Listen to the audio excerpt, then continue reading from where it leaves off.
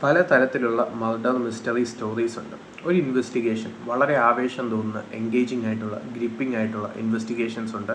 Ground reality dark റിയാലിറ്റിയെക്കുറിച്ച് സംസാരിക്കുന്ന slow ആയിട്ട് പോകുന്ന മിസ്റ്ററീസ് ഉണ്ട്. സോ അങ്ങനെ പോകുന്ന പല പല ഇൻവെസ്റ്റിഗേഷൻ സ്റ്റോറീസ് ഉണ്ട്. ഈ രണ്ടാമത് പറഞ്ഞ കാറ്റഗറിയിൽ വരുന്ന ഒരു മൂവിയാണ് രാത് അക്കേലിയുടെ ഫസ്റ്റ് പാർട്ട്. അത് 2020 ഇറങ്ങിയത്.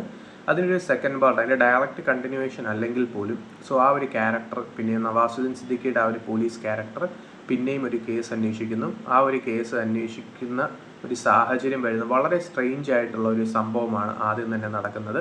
സോ അത് അന്വേഷിക്കാനാണ് ഈ ഒരു ക്യാരക്ടർ വരുന്നത്. പക്ഷേ പിന്നെ അങ്ങോട്ട് അതിലും വളരെ വിയേർഡായിട്ടുള്ള ഒരു സംഭവം നടക്കുന്നു.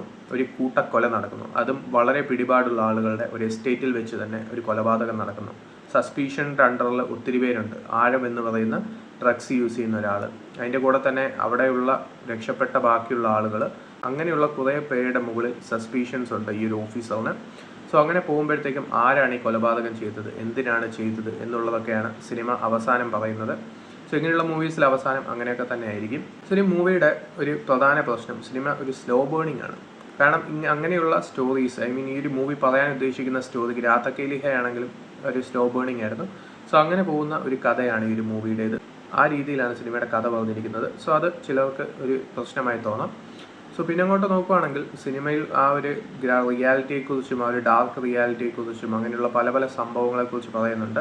അതൊക്കെ എഫക്റ്റീവായി തോന്നി. സോ അങ്ങനെ പോകുന്ന ഒരു സ്റ്റോറിയാണ്. ഒരു ട്വിസ്റ്റും കാര്യങ്ങളൊക്കെ പ്രതീക്ഷിച്ചെങ്കിലും ഗസ് ചെയ്യാൻ പറ്റുന്ന ഒരു ട്വിസ്റ്റ് തന്നെയായിരുന്നു. അതല്ലാതെ കാര്യമായിട്ടുള്ള സംഭവങ്ങളൊന്നും തോന്നിയില്ല.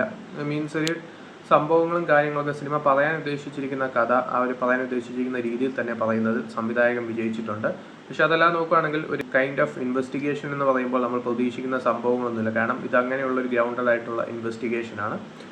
സോ അങ്ങനെ പോകുന്ന ഒരു മൂവിയാണ് രാത് അക്കേലി ദ ബൻസാൽ മർഡേഴ്സ്. സോ ഒരു ഫസ്റ്റ് പാർട്ട് വന്ന ആ ഒരു സംഭവം ഇവിടെ കിട്ടിയില്ല. എന്നാലും മോശം അനുഭവമല്ല. അതാണ് രാത് അക്കേലി ദ ബൻസാൽ മർഡേഴ്സ്. കണ്ടിട്ട് നിങ്ങളുടെ അഭിപ്രായം പറയാം.